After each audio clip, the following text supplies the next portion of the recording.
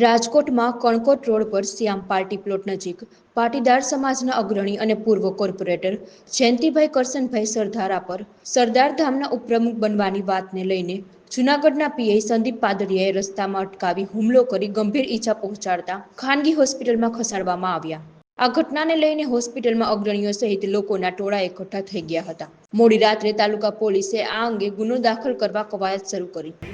Junagadh training સેન્ટરનો PI Sandeep પાદરિયાએ મને Mavdi Kankot road ઉપર શ્યામ party પ્લોટમાં ફંક્શનમાં હતો ત્યારે એક ખૂણામાં લઈ જઈને કીધું કે તું સમાજનો ગદ્દાર છો, સરદારધામનો પ્રમુખ તું શું કામે ચાર્જ લીધો, અમારે ખોડલધામ અને સરદારધામને વેરઝેર છે, નરેશ પટેલની સામે તું થાઈશ તો હું તને જાનથી મારી નાખીશ। મેં કીધું ભાઈ હું તો થયો છું, મેં કોઈ પાપ નથી કર્યું કે મેં ખરાબ કામ નથી કર્યું, તો કે બહાર નીકળ કે જોઈ લઉં છું હું તને। હું જાતો તો પ્રસંગમાં, મારી ભત્રીજીના પ્રસંગમાં, ભત્રીજીના દીકરાના ભાણાના પ્રસંગમાં, એટલે હું ગાડી લઈને નીકળ્યો એટલે આડો ઊભો રહી ગયો। હું ઉતરો સીધો જ સામેથી આવી અને મને હથિયાર માર્યું માથામાં।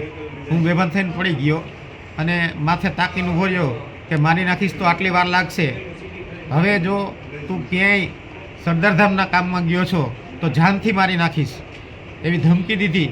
પછી હું થોડી વાર પછી ભાનમાં એવો ઊભો થયો એટલે ફરીથી મારો કાટલો પકડ્યો એટલે મેં ઝડપથી મારી ગાડીનું બાયણું ખોલી અને અંદર બેસી અને ચાલુ કરી એટલે પાછો ખોલીને મને કાટલો પકડીને બહાર ખેંચતો હતો।